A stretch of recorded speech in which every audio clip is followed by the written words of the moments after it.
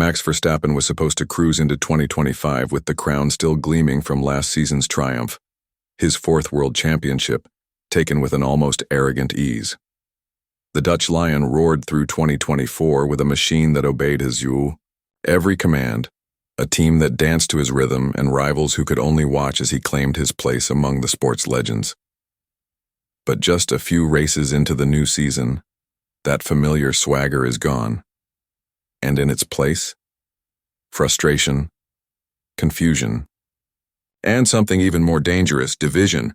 This was not how the story was supposed to go. The Bahrain Grand Prix served as the first real alarm. Verstappen, the man who once treated second place like a defeat, crossed the line more than 30 seconds behind Oscar Piastri. It wasn't just a bad day. It was a disaster. Fans were stunned. Analysts were stunned. And inside Red Bull, it wasn't just heads turning, it was heads rolling. Max was furious, and not in that radio rant kind of way we're used to from frustrated drivers. This was deeper, more surgical, more deliberate. His post-race interviews were cold, targeted. He didn't just criticize the car, he questioned the direction of the team. And behind those comments was a name, Pierre Wache, Red Bull's technical director. Verstappen's relationship with Wache has always been complex. As the man responsible for translating raw engineering into on-track dominance, Wache was a key cog in the Red Bull machine. But with the RB21 struggling and the absence of Adrian Newey's genius looming larger than ever, it's Wache who's now feeling the heat. Verstappen reportedly confronted Wache behind closed doors, and according to paddock insiders, it wasn't a polite debrief.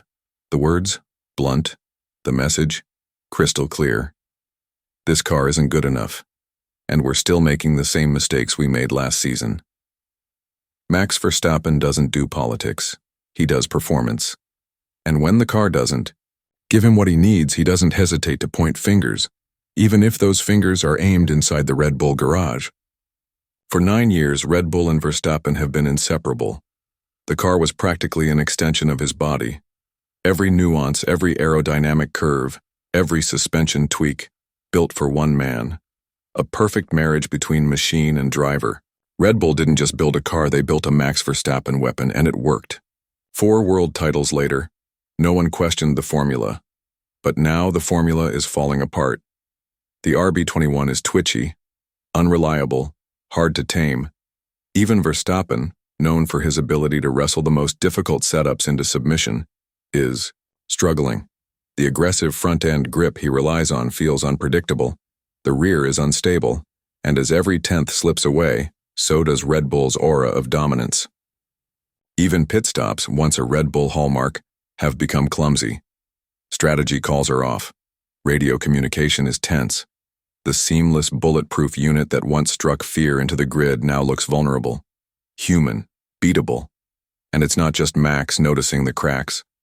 Yuki Tsunoda, Verstappen's new teammate in 2025 after Perez's departure, recently shed light on the situation in an unexpected way. During a simulator session, Tsunoda tried Max's famously aggressive setup and drove well with it. That raised eyebrows. Verstappen's settings are notoriously difficult to handle, demanding absolute confidence and razor-sharp feedback. The fact that Tsunoda adapted so quickly suggested something deeper. Perhaps the problem isn't in the drivers, but in the car itself. The RB21 isn't a bad car. It's just not a Red Bull car. At least not the kind Max is used to. The level of precision, the cohesion, the magic, it's missing. Verstappen is no longer getting a tailor-made missile. He's getting a compromise, and he's not happy. Behind the scenes, the pressure is mounting. Verstappen's comments after Bahrain weren't just aimed at Wache, they were a warning shot across the entire engineering department. He wants answers. He wants urgency. He wants Red Bull, the old Red Bull, back. But can they deliver? Tsunoda, having come from Racing Bulls, is now witnessing firsthand the Red Bull environment. And the difference is stark. At Racing Bulls, setup changes came fast. Feedback loops were flexible. Drivers felt heard. At Red Bull, everything is clinical, methodical, rigid. There's genius in that system, but there's also risk. Because when that machine falters, there's no quick fix. And now, with McLaren's meteoric rise, there's no margin for error. Oscar Piastri and Lando Norris have turned McLaren into a juggernaut. The 2025 car is balanced, quick, and, most importantly, consistent. It responds to changes, it flatters its drivers, and it's winning. While Red Bull is looking for answers, McLaren is racking up points. In the paddock, whispers are growing louder. Is this the end of the Red Bull era? Adrian Newey's impending departure doesn't help. With the 2026 regulations looming, including Red Bull's in-house power unit project, the technical foundation that held the team together is starting to crack. And if 2025 is already this difficult, what's coming next? For Max Verstappen, that question is more urgent than ever. He's still arguably the most complete driver on the grid. His talent hasn't faded. His instincts are as sharp as ever. But even the best need the right tools. And right now, Max is fighting with a blunt sword. His control over the team is slipping.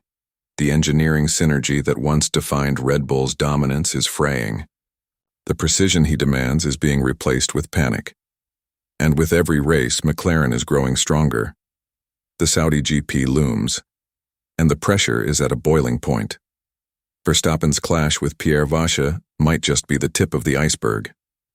If results don't improve, and fast, we could be looking at the beginning of a civil war within the most successful team of the last decade. And if that happens, the title fight won't just be between Verstappen and McLaren. It'll be Max versus Red Bull itself. Exposed. The looming 2026 regulation changes could either mark a rebirth or a complete unraveling of Red Bull's empire. For a team that has thrived under consistency, precision, and control, the uncertainty of producing their own power unit introduces a new variable. A massive risk in a sport where fractions of a second define legacy. And while Red Bull is no stranger to pressure, this next phase might be its greatest test yet. For Max Verstappen, the storm brewing around him is more than just about a few bad race weekends. It's about the erosion of trust in a system that once made him invincible. The frustration that boiled over into subtle digs at Pierre Wache, Red Bull's technical director, during a media session ahead of the Saudi Arabian Grand Prix, was a sign of just how deep the dissatisfaction runs. Verstappen, usually composed and media-savvy, didn't hold back when asked about the team's technical struggles. "We knew these issues were coming," he said bluntly. "We had time to address them, but we didn't move fast enough. That's not acceptable at this level." It wasn't just a critique, it was a public statement of disappointment. And in the high-stakes world of Formula One, that kind of statement isn't made lightly. For a driver like Max, who's given everything to Red Bull for nearly a decade, to express such pointed frustration is a signal that the cracks are real, and they're widening. Internally, the mood is tense. The loss of Adrian Newey, who is rumored to be stepping back from day-to-day operations, has left a creative void. Newey's genius in car design was often the silent difference-maker, the X-factor that gave Red Bull an edge even when others caught up on power. Without him fully involved, there's a noticeable dip in innovation. Verstappen feels it. The engineers feel it. The paddock feels it. And perhaps most importantly, their rivals smell blood in the water. McLaren, in particular, has seized the moment with ruthless efficiency. Lando Norris, once seen as a promising talent just outside the elite tier, is now racing like a true championship contender.